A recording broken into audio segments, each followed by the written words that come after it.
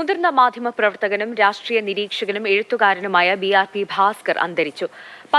പത്രപ്രവർത്തന ജീവിതത്തിന്റെ 70-ാം വാർഷികത്തിൽ വിരമിക്കൽ പ്രഖ്യാപിച്ചുവെങ്കിലും എഴുത്തും വായനയും മനുഷ്യാവകാശ പ്രവർത്തനവും തുടർന്നു.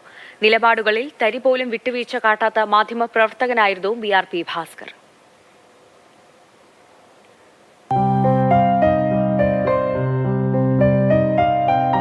പത്രപ്രവർത്തനം അർത്ഥപൂർണമാക്കിയ വ്യക്തിയായിരുന്നു ബാബു രാജേന്ദ്ര പ്രസാദ് ഭാസ്കർ എന്ന BRP ഭാസ്കർ.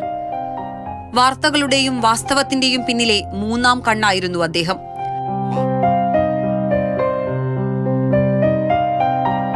സ്വാതന്ത്ര്യം, അതായിരുന്നു അദ്ദേഹത്തിന് ഏറ്റവും ഇഷ്ടമായ വാക്ക്.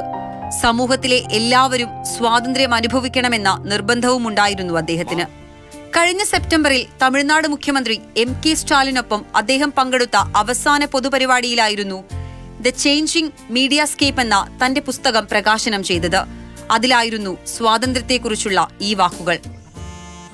7 പതിറ്റാണ്ടിലേറെ ചിലവിട്ട മാധ്യമപ്രവർത്തന ജീവിതത്തിലുടനീളം അദ്ദേഹം പ്രവർത്തിച്ചതും വ്യക്തിയുടെയും സമൂഹത്തിന്റെയും സ്വാതന്ത്ര്യത്തിനും തുല്യതയ്ക്കും വേണ്ടിയാണ്. The Hindu, the Statesman, Deccan Herald, Patriot, UNA അടക്കമുള്ള മാധ്യമ സ്ഥാപനങ്ങളിൽ 70 വർഷത്തോളം ജോലി ചെയ്തു.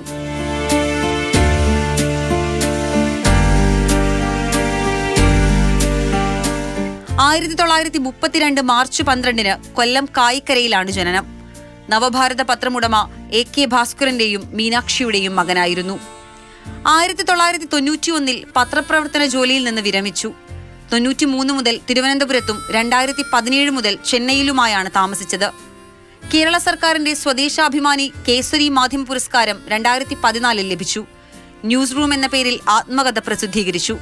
2023 മികച്ച ആത്മകഥയ്ക്കുള്ള കേരള സാഹിത്യ അക്കാദമി അവാർഡ് ഈ കൃതിക്ക് ലഭിച്ചു.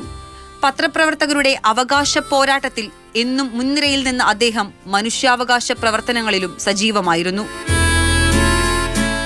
മാതൃഭൂമി ന്യൂസ്, തിരുവനന്തപുരം.